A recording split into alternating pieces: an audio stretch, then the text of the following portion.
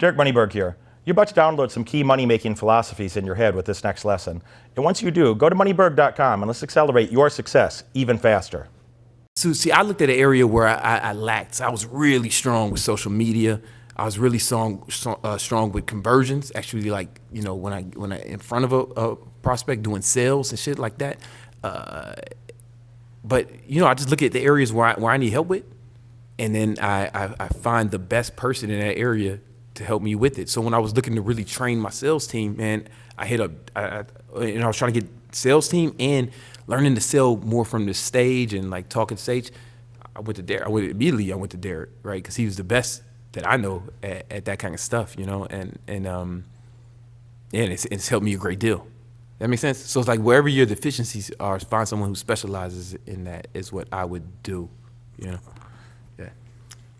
And when I fumbled around, you know, when I was young, when I was like a teenager, I was, you know, halfway serious about bodybuilding, you know, from like 16 till 18. I was hitting the weights quite a lot.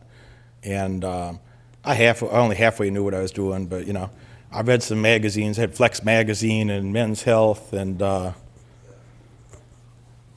know, I had a okay trainer at the local gym and a few personal training sessions and did the thing. And had pretty good results, you know. It was okay. You know, it wasn't optimal results, but it was okay. It was good. Then I got injured. I had a pretty bad arm injury here. It required a significant surgery, and it didn't really heal for about 13 months. It's like the nerves growing back in your fucking hand because you cut them and shit over here. So that's no fun. I never got, you know, I went on to college. I went and did a lot of other things. I built a business. I did a lot of girl stuff. It was all great. That was all fantastic. But I wasn't serious about the gym during that time of my life. About 33, I got excited about the gym again. And I just realized, like, well, you know, you need to be stronger just because, you know. It's like, when's the best time you're going to put on fucking a bunch of muscle mass? You're going to do that and you're fucking, it's going to be easier in your 30s or your 40s, you know. It's going to be easier when you're younger, or, you know, should I wait till my 50s or 60s and decide it won't be? Yeah, so kind of a joke. So, you know, I was 33, and I'm like, oh, you know, 15 years ago, 14, 13 years ago, I was lifting weights a lot. I more or less know what to do. I'll just go do that. And I did. You know, and I gained some muscle, and it was good. You know, and then Brandon and I, you know, we've been friends, what did we meet, about 4 or 5 years ago, something like this? 4 or 5 years ago. And 4 years and a few months, I guess. It was August. So it was 4 years and 4 months, you know, we first met each other.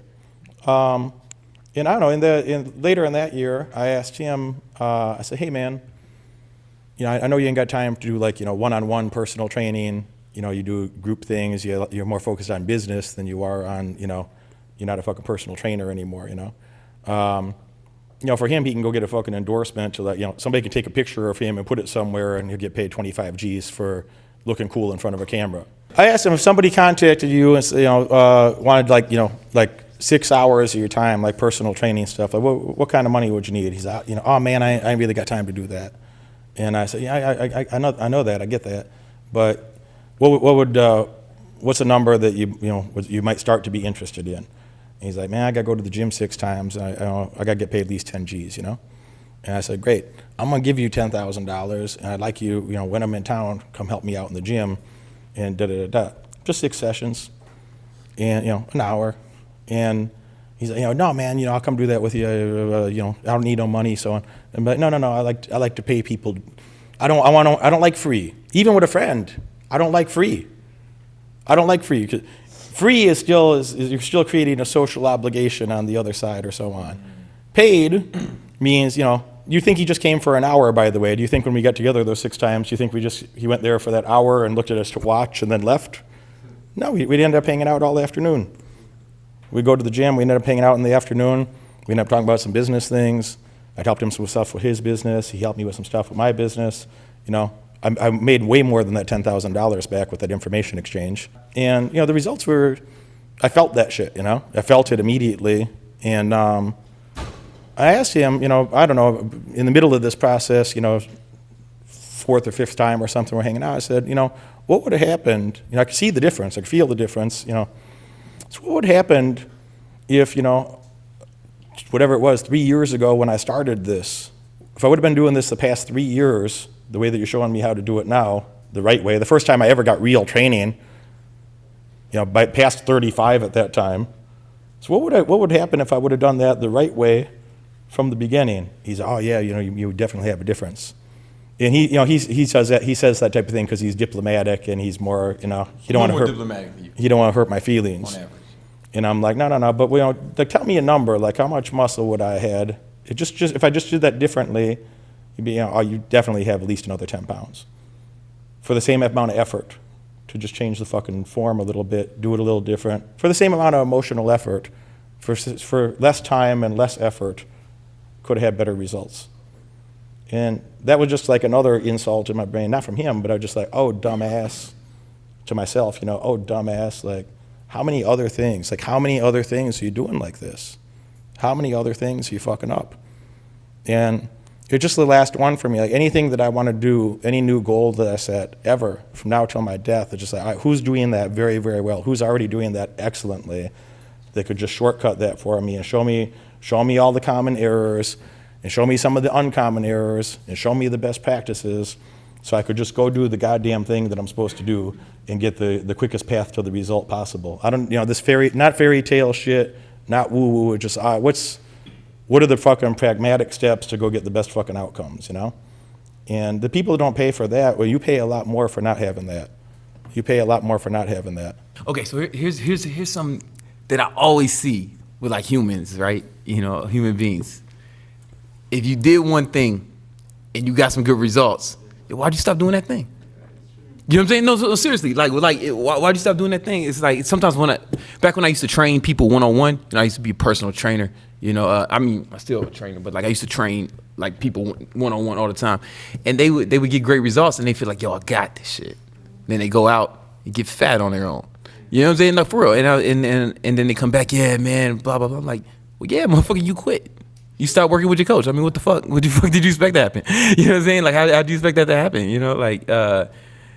It's like I'm in like a few masterminds, like a few of them, where I spend like $2,500 a month, right, in those masterminds, and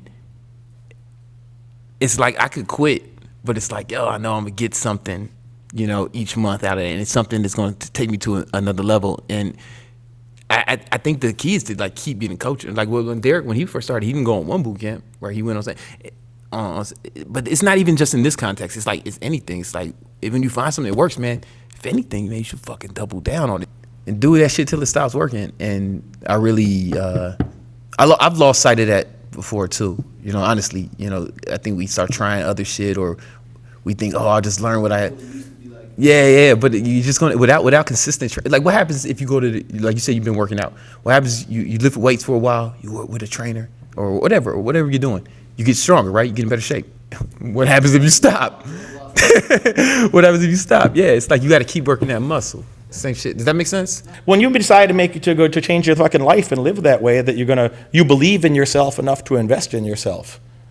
You trust yourself to execute enough, and you believe in who you are and what your mission is. And if you don't love yourself enough to invest in yourself, why do you think anybody else would love you? Why would you have the best women in the world? Why would you have access to the coolest guys in the world? If you don't love yourself enough to invest in yourself, why would anybody love you? Why would the best people want to be around your fucking punk dumb ass? If you don't love yourself enough to invest in yourself, just expect you're going to have a lonely piece of shit life compared to what you could have. And that's just what it is, man. You ain't going to be able to you ain't hanging out with me. I don't want to talk to this, fucking, I made an investment to stay dumb. No, you made it, I don't even want to talk about this stupidity. I don't have any respect for it at all. I think it's the definition of foolishness. It's the definition of foolishness. So, every time I spent money, sometimes it's not even a direct thing. It's just like putting yourself in the right environment. My buddy Travis and I, I took him to an event. I paid $10,000 a year for a specific membership thing that we do. And I could bring a guest with me. I brought him to some of those events, and we're hanging out with the founder of Zanga and fucking a couple fancy Hollywood director dudes, and what's that fucking dude's name? Dick Costello, that fucking ran Twitter for years, CEO of Twitter. Like, you know, are there some tech nerds in the room? I don't know shit about technology the way some of you guys do, but if you spent the afternoon with Dick Costello, would that be useful? Would you learn something? Most likely, yeah.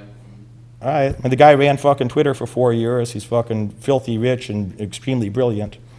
You know, and that's not even my area, but I'm like, damn, I learned a lot hanging out with dude for a little while. It's not even my area.